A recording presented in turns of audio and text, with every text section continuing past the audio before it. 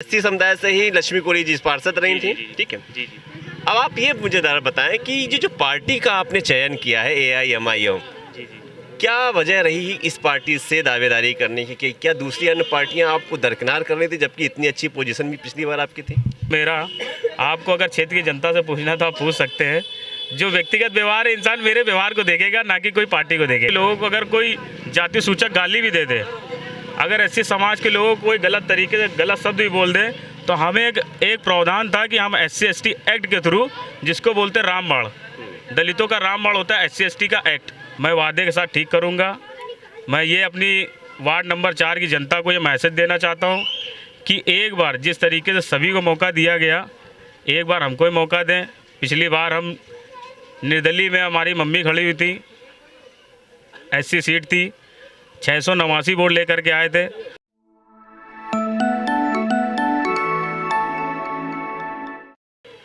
नमस्कार, आप देख रहे हैं कबीर न्यूज़। मैं हूं आपके साथ जितेंद्र कमल।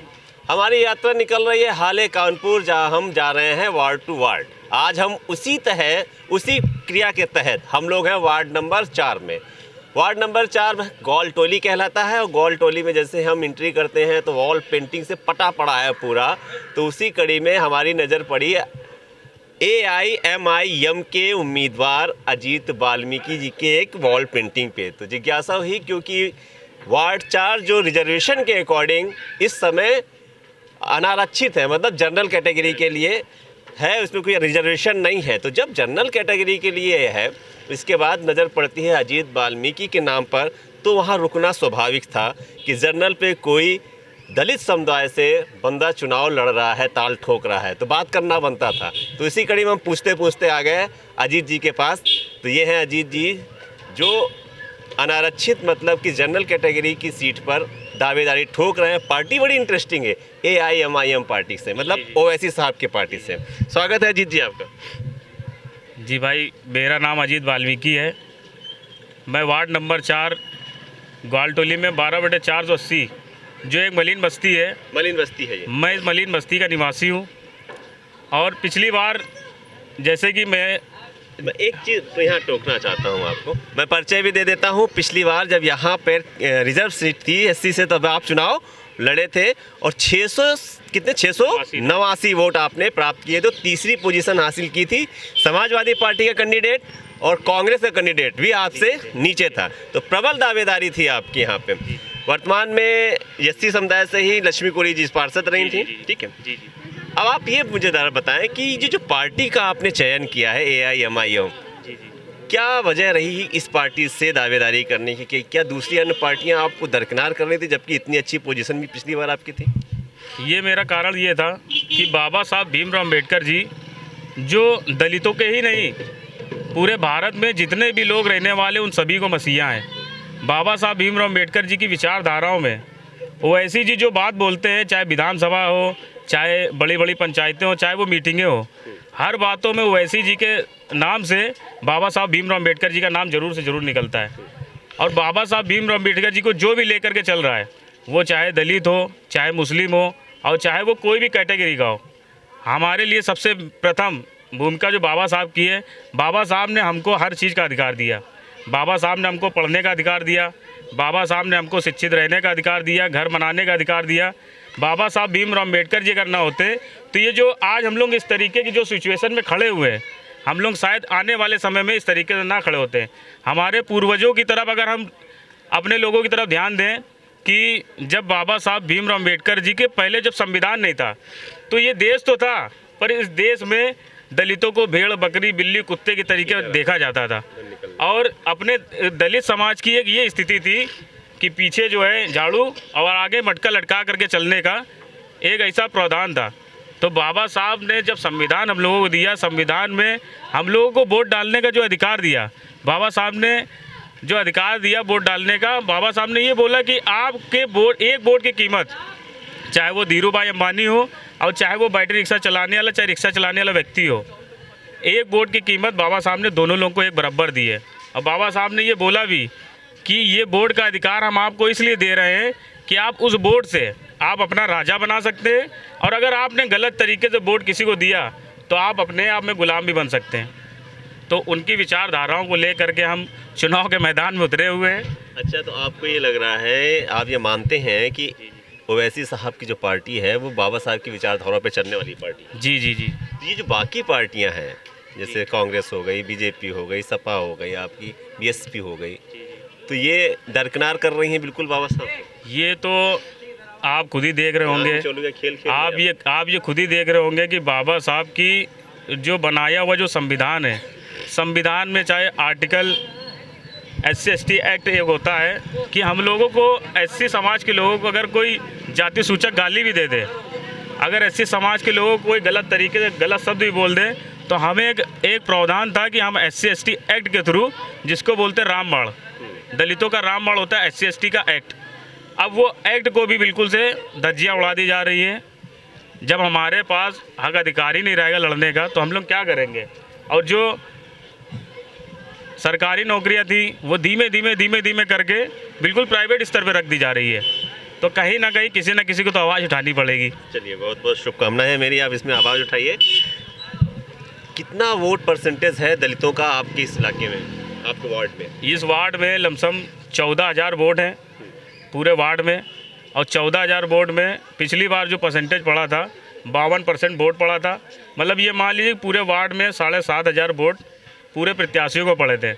तो जितने प्रत्याशी खड़े हुए थे डिवाइडेशन में थोड़े वोट सभी लोग ले गए। लमसम 14,000 वोट में 52% वोट पड़ा था पिछली बार। अच्छा, दलितों का वोट लगभग कितना?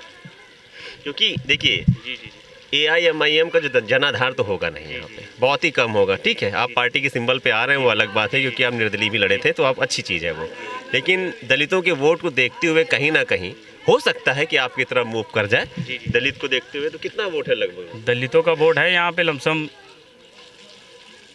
हमने फिर बताया कि जिस तरीके से 14,000 वोट, 14,000 में परसेंटेज के हिसाब से जो वोट पड़ता है, दलितों का वोट है यहाँ पे 10,000 वोट। और अच्छा। 10,000 वोट में है क्या कि जब परसेंटेज 52% वोट पड़ रहा है तो मान लीजिए आधा मान लेते हैं, मतलब हाँ। पूरी वोटिंग 14,000 में 10,000 पूरा दलितों का ही मोहल्ला? दलितों का वोट है, दलितों का वोट है। अरे वाह, 14,000 में 10,000 वोट दलित का है और 4,000 वोट जो वो जनरल कैटेगरी का है। तो आपकी ये जिम्मेदारी बनती है कि दलितों के लिए कुछ न कुछ कार्य करे वार्ड में, तो आप क्या कार्य करना चाहते हैं? दलितों के लिए ही नहीं, हम अपने पूरे वार्ड में, पूरे वार्ड में जितनी भी गलियां हैं जो ख़राब पड़ी हुई हैं, जितने भी नाले हैं जो ख़राब पड़े हुए हैं, यहाँ पे एक लाइब्रेरी बनी हुई थी ये जस्ट बगल में, जो पूर्व में हमारे पार्षद जी थे स्वर्गीय ओम प्रकाश वाल्मीकि, उन्होंने जो है अपने निधि से यहाँ पे एक काम कराया था, और उन्हीं के बजट के माध्यम से हम अभी कुछ समय पहले 2 साल पहले हम यहाँ पे काम करा रहे थे। बजट पार्षद जी का था, हम काम करा रहे थे, प्रयास किया था, लेकिन हुआ था कि आपस की थोड़े से मनमुटाव में वो काम रुक गया। ये काम सबसे पहला मेरे दिमाग में है लाइब्रेरी का, क्योंकि जब लाइब्रेरी होगी तो हमारे लोग पढ़ेंगे, आगे बढ़ेंगे, जब जानकारी होगी तो हर चीज़ों को समझेंगे। तो सबसे पहला काम ये है कि लाइब्रेरी का, और उसके बाद यहाँ पे नाला बहता है आगे, गंदा नाला, शीशम नाला है, नाले में भेड़ बकरी कुत्ता बिल्ली जितनी भी चीज़ें रहती है सब बही करके आती हैं, और आने के बाद होता क्या है कि कई बीमारियों का यहाँ की जनता को सामना करना पड़ता है। इसी तरीके से एक जो है हरियाणा में एक रोड है जो वर्षों से लमसम 15-20 साल से वहाँ की सड़क नहीं बनी हुई है, गलियों में कई समस्याएं हैं नालियों की, उन सारी समस्याओं को पूरे वार्ड की मैं वादे के साथ ठीक करूँगा। मैं ये अपनी वार्ड नंबर 4 की जनता को ये मैसेज देना चाहता हूँ कि एक बार जिस तरीके से सभी को मौका दिया गया, एक बार हमको ही मौका दें। पिछली बार हम निर्दलीय में हमारी मम्मी खड़ी हुई थी, SC सीट थी, 689 वोट लेकर के आए थे, और इस बार अगर हमको मौका मिला तो मैं आप लोगों के सभी के मौके में बिल्कुल खरा उतरूँगा। बिल्कुल आप खरा उतरेंगे। दादाजी आप यहीं रहते हैं? जी। कैसे हैं ये? अच्छे हैं, बहुत अच्छे। पिछली बार चुनाव लड़े हैं, 5 साल बाद फिर से आ रहे हैं, काम वाम कराते थे आप? कुछ नहीं कराते थे? जी कराते थे। इस बार सपोर्ट आप लोग कर रहे हैं? बिल्कुल करेंगे। अच्छा, ये बताइए कि पार्टी तो अलग रख देंगे आप लोग, मुझे जानते हैं कि पार्टी आपने, तो सपोर्ट इसलिए करेंगे कि ये विकास कराएंगे, पढ़े लिखे हैं, युवा हैं, कि इसलिए करेंगे कि भाई ये दलित समुदाय से आते हैं? आप किस लिए इनको चुनेंगे? ये अच्छा काम करेंगे इसलिए चुनेंगे। अच्छा काम करेंगे? हाँ, ये सबके लिए करेंगे, भला तो सभी अच्छा। सभी के लिए करेंगे। हाँ। भला वो सभी किसी एक के लिए नहीं करेंगे, सबके लिए भला करेंगे। और क्षेत्र पे आप पता कर लीजिए कि अगर हमारे पास कोई भी आता है किसी भी काम के लिए, तो हम उसका काम करते हैं। पेशे से आप एडवोकेट भी हैं क्या? एडवोकेट नहीं, अभी हम LLB कर रहे हैं। LLB कर रहे हैं। सेकंड सेमेस्टर है हमारा DC लॉ कॉलेज से। अच्छा अच्छा, हाँ। बहुत बहुत आप जैसे लोगों की ज़रूरत है। चाचा जी आप इधर आ जाइए। कौन है ये आपके भतीजे हैं। भतीजे हैं? कैसे हैं ये? बहुत राजनीति में बहुत आप अच्छे कर रहे हैं, बहुत अच्छे हैं, बहुत अच्छे हैं। आने उन्हीं को मौका भी देना चाहिए, अच्छा काम करेंगे ये। अच्छा, जीतेंगे हाँ भी? बिल्कुल जीतेंगे जी, 100% जीतेंगे।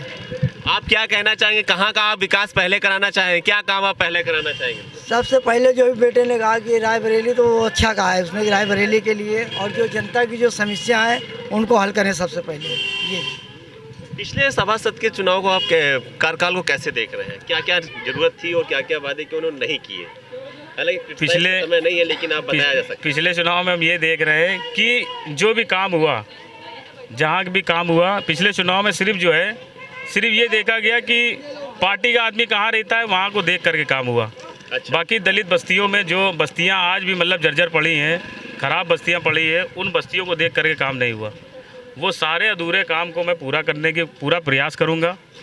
अच्छा अजीत भाई, लेकिन एक कहावत कहा यह जाता है कानपुर के अंदर कि जो वाल्मीकि वोट है, जिस समुदाय से आप आते हैं, कोरी वोट है, आप जाटो समाज को हटा दीजिए, वो BSP का हो जाता है एक तरीके से। जो वाल्मीकि समाज का वोट कहा यह जाता है कि वो BJP का है कहते हैं, तो आप कैसे इसको अपनी तरफ मूव करेंगे कि नहीं भाई, जो आपके ऊपर ठप्पा लगा है आप उधर ना जाओ, विकास के लिए हमारी तरफ आओ? कुछ ना कुछ तो स्ट्रेटजी बनाएंगे। देखिए, जो वाल्मीकि समाज है वो तो लमसम 4 बस्तियां हैं पूरे वार्ड नंबर 4 में, और सबसे बड़ी बस्ती है 12/480। 12/480 में कम से कम 1300 से 1400 वोट है आपका वाल्मीकि समाज का। और फिर उसके बाद मान लीजिए कि जितने लोग हैं, व्यक्तिगत व्यवहार है जो मेरा, आपको अगर क्षेत्र की जनता से पूछना है तो आप पूछ सकते हैं। जो व्यक्तिगत व्यवहार है, इंसान मेरे व्यवहार को देखेगा, ना कि कोई पार्टी को देखेगा, ना ही कास्ट देखेगा, ना कास्ट देखेगा, वो व्यवहार को देखेगा। चलिए, मेरी बहुत बहुत शुभकामनाएं। हमारा जो व्यवहार है वो ये है कि हम किसी कास्ट को नहीं देखते हैं, और ना ही हम मतलब ये दिमाग में बैठा लेते हैं कि हम वाल्मीकि तो वाल्मीकि का काम करेंगे। हमारा दिमाग में ये रहता है कि हमारे पास जो भी आता है हम उसका काम करते हैं। अभी तक आप कर रहे हैं पिछले जी 5 जी जी, साल से। बिल्कुल बिल्कुल बिल्कुल। तो अजीत जी हैं जो पिछले 5 साल से लगातार जनता के प्रतिनिधि ना होने के बाद भी जनता के कार्य कर रहे हैं, और जनरल सीट से इस बार अपनी ताल ठोक रहे हैं, वार्ड नंबर 4 ग्वालटोली से। तो और काफ़ी आप भी कुछ कहना चाह रहे हैं क्या इनके बारे में? आइए जल्दी आइए, बोलिए आके क्या कहना चाह रहे हैं अजीत जी के बारे में? अजय भाई मैं बड़े ठीक समझ गए। चाचा जी कुछ कहना चाह रहे हैं? बहुत अच्छा लगा, मैंने कहा पूछ लिया जाए, आपके मोहल्ले के हैं, बहुत अच्छा लगा, कि बस लड़ाई देंगे आप लोग, जिता पाएंगे कि नहीं? बहुत अच्छा लगा। ठीक है, बहुत बढ़िया है। वो दादी भी खड़ी है, दादी मुस्कुरा रही है, हालांकि जाने की कोशिश कर रही हैं। हाँ, महिलाओं को नहीं देंगी वोट, इनको वोट नहीं देंगे? नहीं देंगे। ये कहीं नहीं वोट नहीं देंगे। कैसे हैं अजीत? ठीक है, ठीक है। हाँ। मोहल्ले के हैं तो वोट आप इन्हीं को देंगे? हाँ। ठीक है, तो जनता का रुझान भी खैर आपकी तरफ है, काफ़ी हद तक जो रुझान है, 1-2 वोट से कोई फर्क नहीं पड़ने वाला है। तो आप लड़े, हमारी कबीर न्यूज़ की शुभकामनाएं हैं आपको। आप बहुत विश्वास से, आत्मविश्वास से लड़ रहे हैं। जनरल सीट पे बहुत ही कम लोग होते हैं दलित समुदाय के जो लड़ते हैं आके, तो हमें शुभकामनाएं आपके साथ हैं।